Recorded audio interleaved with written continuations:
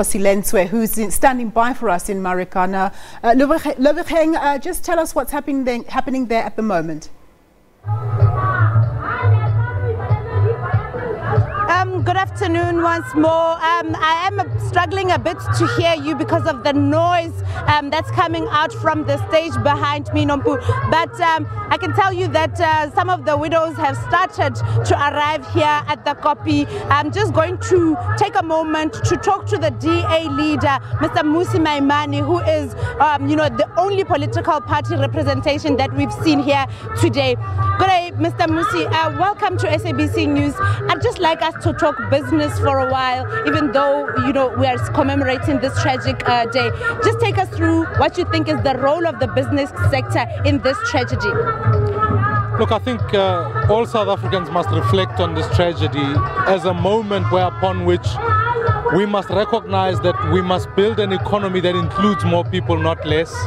Business must learn the harsh lesson that we mustn't use the programs of changing our boards to include politically connected people. Rather, we should empower people that work. We should make sure workers have got shareholding.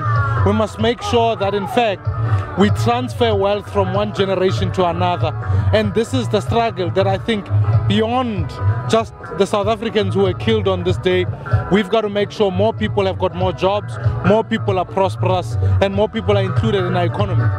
And the misery that we see, that we continue to see on the Platinum Belt, workers dissatisfied with their living conditions, retrenchments that are existing and those that are looming. Do you not see that as a possible cause for Marikana too, if I may put it that way?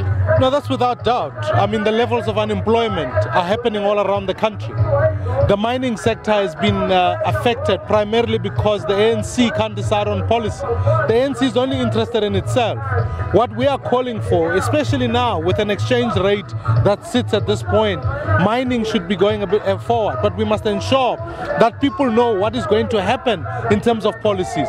We must ensure that we attract more investment, but the ANC has long given up on that dream, and therefore the crisis of unemployment in the country is the most serious one we should be looking at. Already now, over 9.6 million South Africans can't find work. This is not just only in the mining sector. The mining sector should play a crucial role in responding, but we can't. And therefore I'm urging this government, and I'm saying to South Africans, if we carry on doing the same things, more people are going to lose jobs in this sector, and ultimately poverty will be exacerbated all over the country. And what do you think the mining sector ought to do to recover so that the mine workers and the community can also recover, particularly here on the Platinum Belt? No, undeniably, what we've got to focus on is saying, how do we ensure there's better investment in the mining sector? How do we ensure that this new mining charter isn't just focusing on empowering a few and protecting the connected, but it benefits all South Africans? How do we ensure we transfer shareholding to some of to the workers who go underground? How do we ensure that some of these crucial issues about how do we develop communities?